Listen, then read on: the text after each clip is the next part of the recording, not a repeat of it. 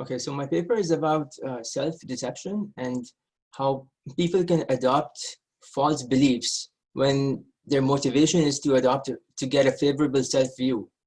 So let's see what these terms mean first. So just briefly, I'm going to go over, I'm going to introduce this topic. I'm going to go over the theoretical model, then experiment design, and the results. So the problem is that we like to think of ourselves as altruistic, even if we are not truly altruistic. And now these are two different things, that being altruistic and viewing ourselves as altruistic are two different things. So one of them is the type of person we truly are. And the second one is the type of person we think we are. And these are not necessarily the same. So what is true altruism? True altruism, we can say, is some kind of a type assigned to us by nature, let's say, and it affects our behavior in specific situations, like for example, if we are asked for money if we're walking down the street and a panhandler stops us and asks for money, that's the point where our behavior will be influenced by our type, by this particular type. So, I mean, this is one component of like a huge, you can say, a vector of types, a vector of different aspects of type.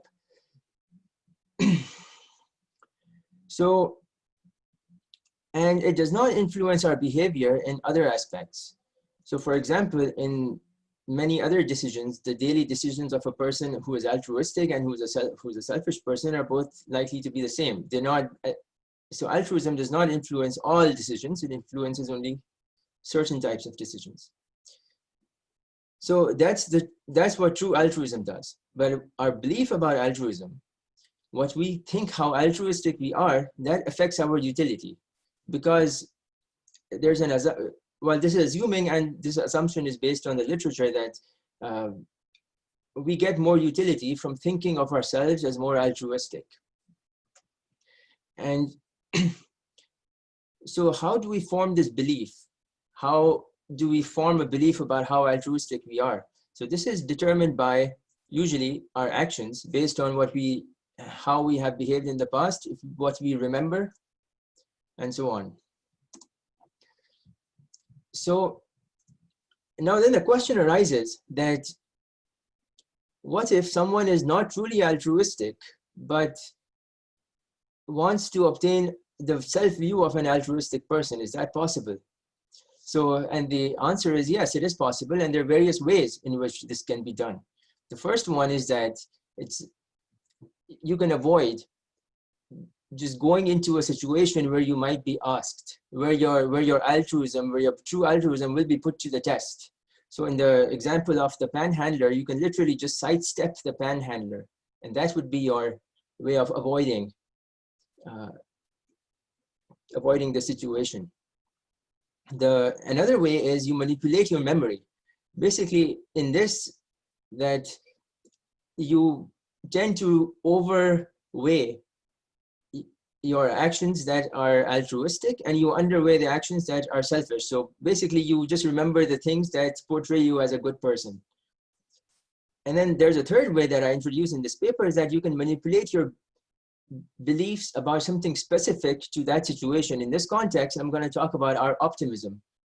How optimistic we are. We don't have a clear idea exactly of how optimistic we are. There's no type or just some number that we are aware of. So there's some room here that we can manipulate.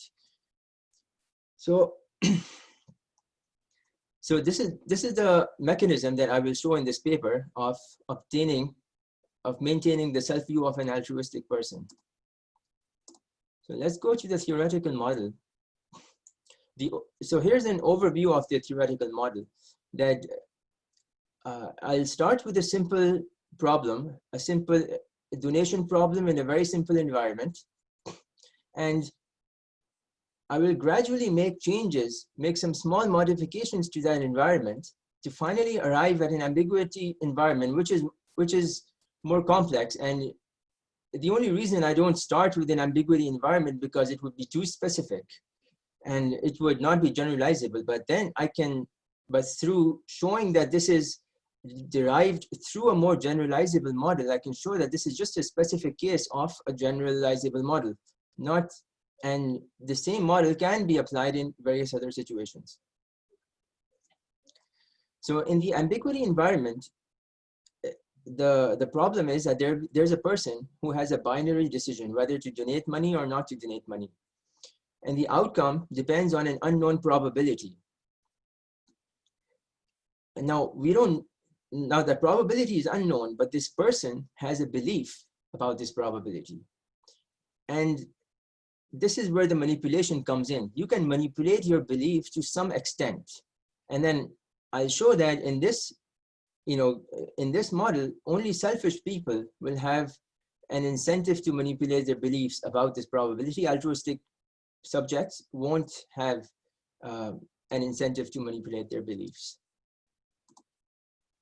Okay, so here's the base environment. This is just the basic setup of the model. Now, suppose there's an individual who is assigned some altruism level.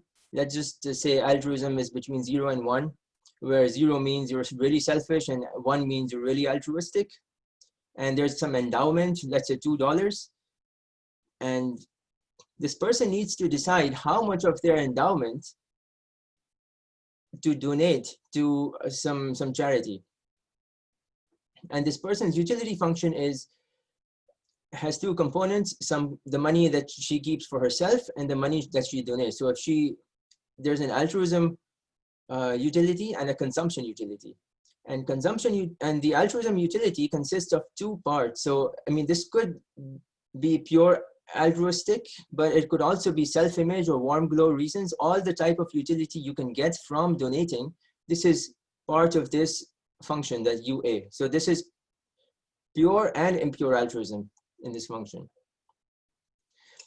So, and we can solve this problem, and we'll find that as long as as long as A is 0, A is more than 0, there is some positive number, we'll have some positive altruism level, we can have an interior solution. So I mean, that's a very basic model. Now I'll just make a few changes, 2 changes for now in this model. The first one is that instead of allowing the person to from her $2, there's a binary decision. She gets to donate. She can either donate $0 or $1. Basically, she can donate nothing or donate half her endowments. Those are the only 2 options.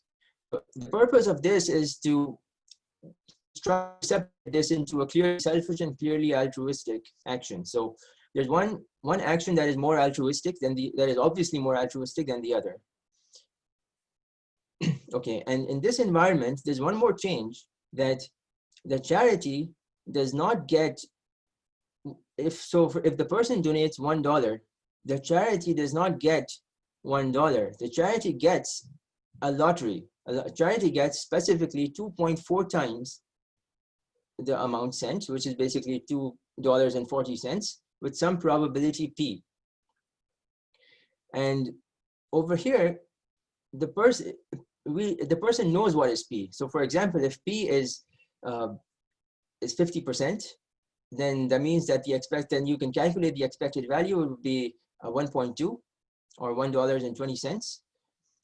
And then the person can decide whether the person can solve for her expected utility, and then she'll find a solution. And then in the solution turns out to be that the person will donate if the probability is high enough. Basically, depending on how altruistic a person is, for any altruism level, there will be a certain probability threshold. So more altruistic people will donate even for a lower probability, and less altruistic people will need a higher probability to motivate them to donate money. So, and since P is exogenous, so this is basically just following kind of a rule. This solution, it tells this person that, as long as P is greater than this, and you know what P is.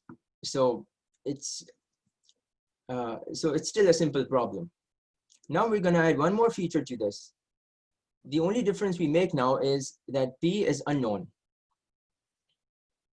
This probability that was previously, for example, 50%, now the person doesn't know what it is, but this person still knows what the distribution is, and she has some belief about it. Like for later we'll say, call this the true belief as opposed to a manipulated belief.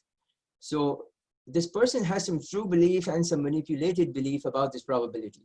So basically she has some belief. That belief is also exogenous, depending on some way of forming belief, which can be anything. And she can manipulate it to some extent for some negligible cost.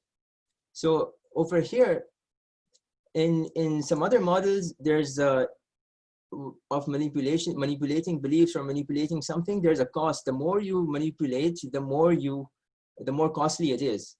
But over here, I'm just trying to, since it's already limited, I'm trying to constrain it by the extent to which you can manipulate, because the goal is to capture the idea that it's unreasonable for us to, like, for example, if we truly think that something is, the probability is 50%, then it's really hard to manipulate it to, let's say, 10%, but it's easier to manipulate it to 40%.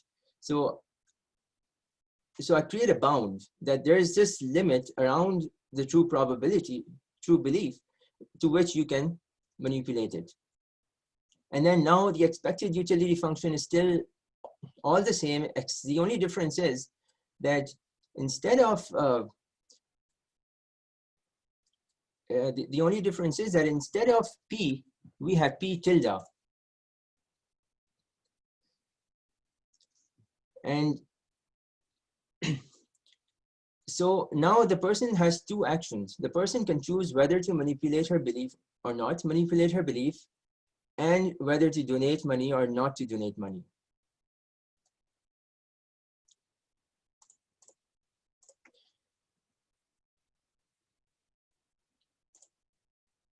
Okay, I'm trying to get there. Okay.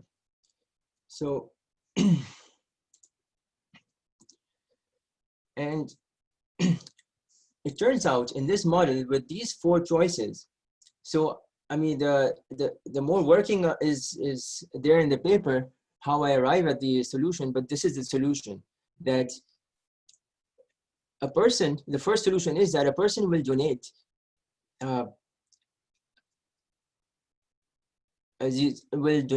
if the expected utility is from donating is greater than the expected utility from not donating.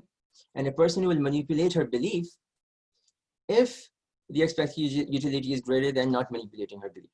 And another finding is that if a person manipulates her belief, she will manipulate it to the maximum extent possible, because there's just a fixed cost of manipulating beliefs. So it doesn't matter whether you manipulate it to just a small amount or the maximum possible amount, it's cost the same.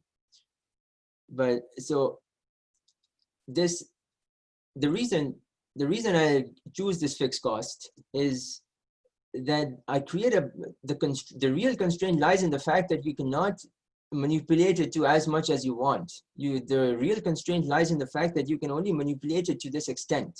After this, it's not even possible to manipulate. Or you can think that it's similar to an increasing cost function where you can manipulate it to, you could manipulate it more, but then the cost becomes so large that it just becomes infinitely large, for example,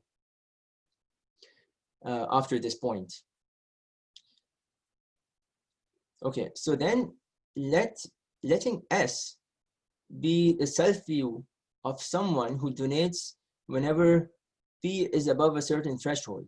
So remember that, now recall that P star is this person's probability threshold, which comes from her altruism. So whatever altruism she's assigned, it comes from that. Okay, so the four choices there are four possible choices. Basically, you don't manipulate your beliefs and you don't donate, which is this one, so 0 and PT. Or the other is you don't donate and you manipulate your beliefs, and you donate and manipulate your beliefs, and you donate and you don't manipulate your beliefs. So, and each of them gives this much.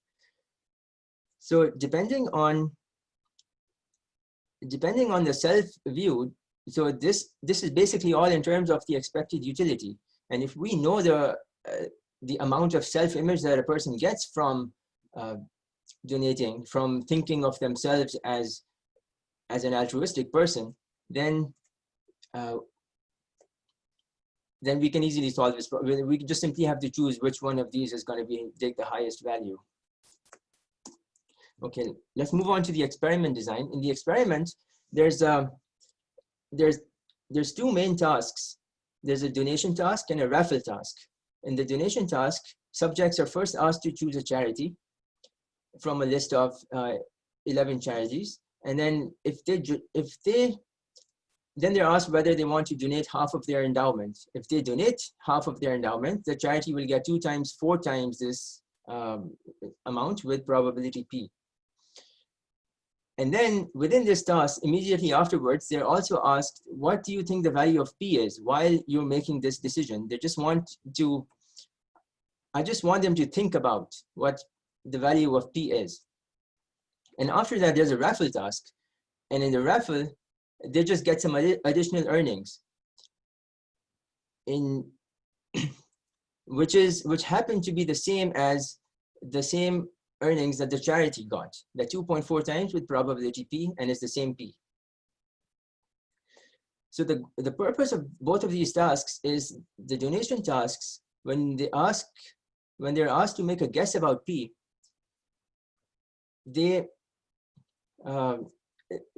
it gives them an opportunity to manipulate their beliefs. And in the raffle task, this raffle task elicits their true belief about P. So for each subject, I'm able to check how they behave, whether they donate money or if they don't donate money, and whether they manipulate their belief about P or whether they don't. So I capture their true belief about P and manipulated belief about P. So in the donation task, everyone has 100 tokens, and I tell them that P is uniformly distributed. To do this, I say that there's going to be one of these. It can be 0, 10%, 20%, 30%. It'll be randomly chosen from one of these 11 numbers. So with equal chance. So that means it's, I just found that an easy way to tell them, explain uniform distribution. Then in the donation task, they can either keep all 100 tokens, or they can keep or they can send 50 tokens and keep 50 tokens. Now in the raffle task, I tell them that you have won a lottery, and this lottery pays 120 tokens with probability P, which happens to be the same as the charity. And now, do you want to keep it or trade it for an outside lottery? So I give them two options. You can either keep it, or that you get 120 tokens with probability P, where P is the same number that will be chosen from that randomly selected as in the previous task. Or you can choose a lottery with a known probability, where Q is known. Okay, so here are I conducted this on Amazon Mechanical Turk, and I had 110 subjects. Many of them, a good proportion, failed the control questions. So I'd remove them, and then some of them switched multiple times in price list, which is also a common problem. So I removed those two, and then I ended up with 62 subjects. So here's the main finding. You have 1 minute left to go. Okay. Then selfish subjects manipulate their beliefs. So over here, I see that selfish subjects, their true beliefs on average are about 48%. They think that that the probability of P is about 48%, or let's just say close to 50%. And altruistic subjects also have about the same. But selfish subjects they basically tell themselves that this belief is much lower than what they really think it is. on average, they claim that this belief is 42%, and which is significantly different from 48%.